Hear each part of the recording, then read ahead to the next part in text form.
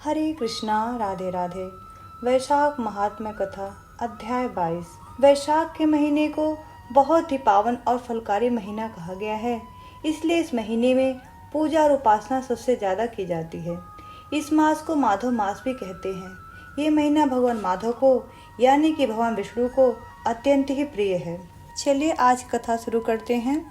श्रुति कीर्ति कहने लगे कि हे मुनिवर, वैशाख धर्म के महात्म सुनते सुनते मेरी तृप्ति नहीं होती।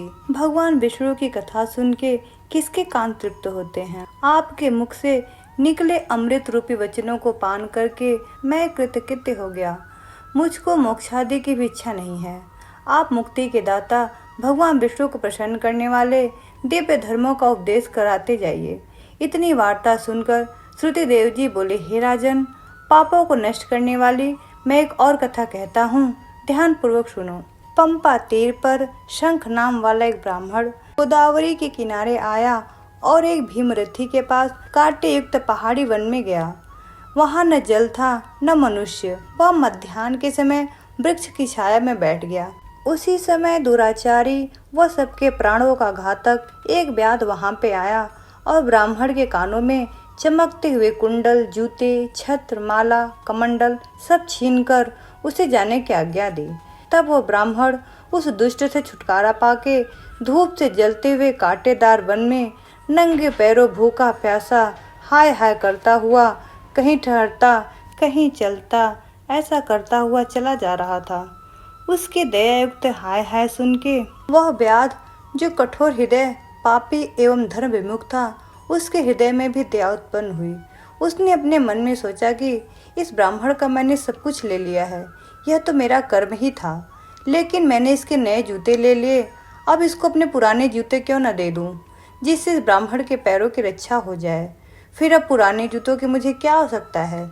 ऐसा विचार कर उसने अपने पुराने जूते उस ब्राह्मण को दे दिए। उन जूतों को पहन के ब्राह्मण अति सुखी हो उस व्याध को आशीर्वाद देने लगा। तुमने वैशाख मास में जूतों का दान किया है, अतः तुम्हारे पुण्य उदय हो सकते हैं, क्योंकि ऐसे दान से भगवान हरि पापी व्याध से भी प्रसन्न हो जाते हैं। उस ब्राह्मण के इस प्रकार आशीर्वाद सुन के व्याध विस्मय से कहने लगा कि हे ब्राह्मण, मैंने आपसे ली हुई वस्तु आपको ही लौटा दी है, इसमें आशीर्वाद की कौन सी बात है। और आपने जो वैशाख व हरि की प्रशंसा की है, यह वैशाख और हरि कौन है, उनका क्या फल है। ऐसे व्याध के वचन सुन के ब्राह्मण शंख विचारने लगे कि मनुष्य के कर्मों का फल जन्म जन्मांतर में मिलता है। अतः ब्राह्मण बोले, हे व्याध, तुमने मुझको ताप नाश करने वाले जूते दान किए हैं, जिससे भगवान कृपा से तेरे पूर्व जन्म के पुण्य का उदय हो गया है। भगवान तुम पर प्रसन्न है। उसी समय मृत्यु द्वारा कल्पित सिंह बाघ के वध के लिए दौड़ता हुआ आया, परंतु बीच में देव कल्पित हाथी को देखकर पहले उसको मारने का विचार करने लगा। फिर उस वन में उस सिंह और हाथी का घोर संग्राम हुआ, जिससे वो दोनों थक कर गिर गए और एक दूसरे को देखने लगे। और जो वैशाख मास की पावन कथा मुनि व्याध को सुना रहे थे, वे उन दोनों ने भी सुनी, जिसको सुनने मात्र से ही उनके सब पाप नष्ट हो गए। दिव्य विमानों में बैठकर अप्सराओं से सेवित हाथ जोड़ के खड़े हो गए।